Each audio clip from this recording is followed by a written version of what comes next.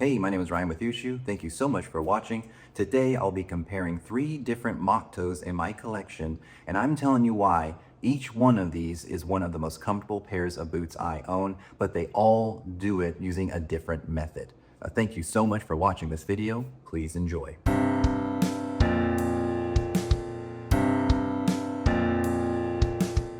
So recently, the newest boot out of these is my Davia boots, and I got them in my collection. And I was looking over these boots, and these seemed very similar in look, right? But they're all Moc-Toes. They're all the most comfortable boots that I own. But what's interesting about both of those statements is each of these boots goes about its comfort in a different way, and each of these boots goes about the moccasin toe construction in a different way. So I just thought it was fascinating. Now to the layman, to someone who doesn't know, they might not even be able to see the difference of these boots if you wear them out, but there are dramatic differences. There's difference in price, there's difference in construction, in leather, and overall comfort, and that's what I really want to go over in this review. So first of all, we have the Davia Nomad Heritage in their oxblood leather. This boot comes in at $180 standard, but the one I'm reviewing has an added Vibram outsole that costs $40 for them to put that on. And this is definitely my best value boot for your money, a king. It kind of shares the kingship with Urban Wolf Club Company. If you want to know why, you can check out the reviews of this boot. So you have the Davia boots.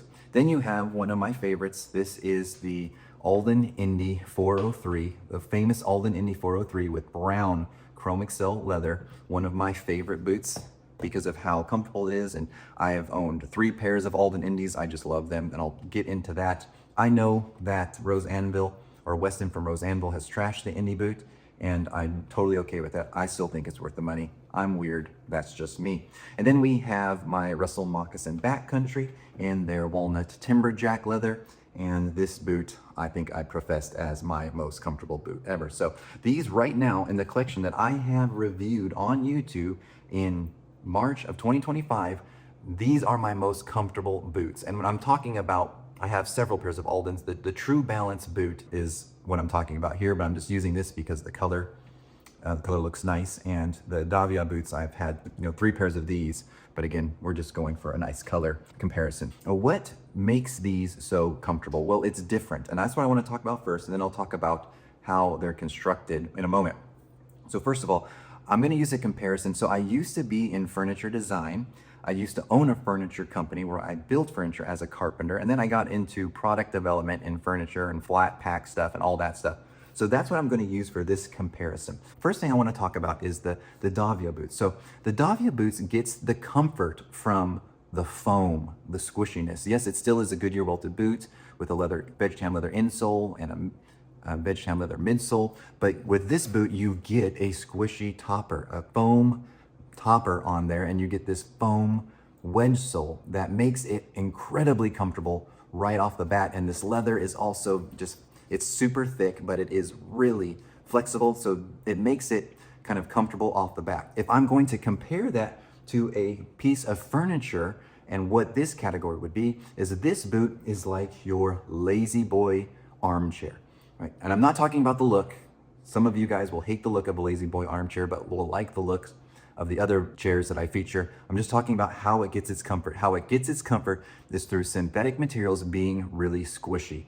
And that is what this boot is. It has all the heritage style materials you want, but then it adds the foamy stuff to get that comfort. And that's the perfect blend, because a lot of new shoe companies like Allen Edmonds, like RM Williams, they are hearing the complaints from their customers saying, I want a easier to break in boot. I want a more comfortable boot. And what they're doing is they're taking the heritage stuff out and putting in foam. But what Davia has done is they keep the heritage stuff in the boot.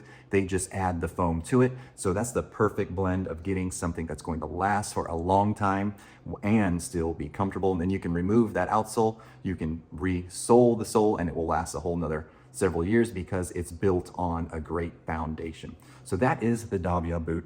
Love this boot. I do have a link to this boot down below, and if you use that link, it helps me out, helps the channel out, gives me just a little bit of cash, and I take that cash that I get from this affiliate link and I put it right back into the channel. So thanks for everyone who supported me with the Davia link. Really appreciate it. It just helps me make better content. And next we come to the Alden Indie, one of my favorite boots of all time. And I will be doing a wife score on these. I have individually scored them, but if you don't know about the wife score, stay tuned for that.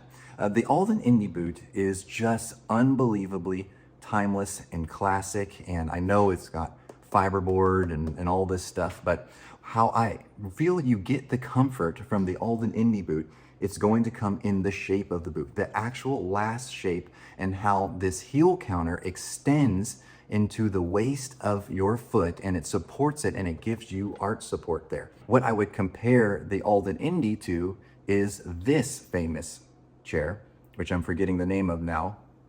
Real good there, Ryan. And I'm filming it with my phone, which I think I put the name on there. So that is a famous chair that is hard. There's nothing soft or squishy about that chair, but because of how it's contoured, that chair is incredibly comfortable. It supports all the parts of your body that needs to be supported, and so it makes it super comfortable. Another thing that adds to that with the Alden Indie is the insole material is a split leather material instead of a full veg tan piece. Now, Rose Anvil, he totally, tore that apart, saying you want the full veg tan insole. But what they're doing with this split leather veg tan insole is it makes it just easier to break in. This is what Crockett and Jones does. They make $1,000 boots and shoes, and this is what Alden does. This is a kind of an English style of doing it where you can break in the boot a little bit faster. And I bought these a long time ago when I didn't know how to size boots correctly, so I needed this a little bit to make it so my little dainty ankles don't close up on me with the Indie boot. That's why you have that. Just some padding. But again, it forms super quick because of that split leather insole, but I've beaten that up. I mean, once you get that footprint, it lasts forever, so it's not like a big deal that it's how it's made. It's just, it's not a longer boot. It's not a Nick's Builder Pro where you have 2 inches of leather underneath your foot. It just fits perfectly to my foot. And it might be different for you. The Thomas heel that extends with that heel counter that extends into the middle of the foot, that right there supports my foot. I used to have like super expensive good feet arch support, but with this boot, I don't need any of that. I can just rock it naturally and it just feels great over time. And it's, it's super hard outsole, but still how it's shaped, that true balance last gives you amazing comfort. Aldens, now we're talking, what, 670? Is that what they are right now? 715, so yeah. If you know, and you'll like them. If you don't get it, you'll think you're crazy for buying it. Now let's go to the Russell Moccasins. These guys are over $700 right now. I know that for sure because I bought these recently. This comes at comfort totally different. So first of all, you are getting a softer Vibram outsole that I do think adds a little bit more to the squishiness, but the majority of the comfort comes that this is a true moccasin style construction. So what that means if you're new to this channel or new to heritage boots is most boots are made with a last. A last is a foot-shaped mold. Now this is just a shoe tree, but imagine this filled out and the leather wraps around that last and they go from the top up and wrap it down. And then they welt the boot or do whatever they're gonna do to construct the boot. While the Russell Moccasin has the leather go underneath and up, and then they sew this plug to it, and that gives you leather that's going underneath your foot. So it more cradles your foot. So how I would compare to how they're getting the comfort of the Russell Moccasin is from the famous Eames chair. So the Eames chair has that bent plywood that supports you with the cushion, and that kind of gives you a really comfortable seat to put your butt in the chair and your foot in the boot. While you're saying, well, that has cushion, that's more like this one. Well, I'm using the cushion of the Eames chair because it's not known for being the softest cushion. Actually, you can buy cheap Chinese knockoffs of the Eames chair for a fraction of the price. They have softer cushions, but what makes it so comfortable is how it just wraps around, how beautiful it looks.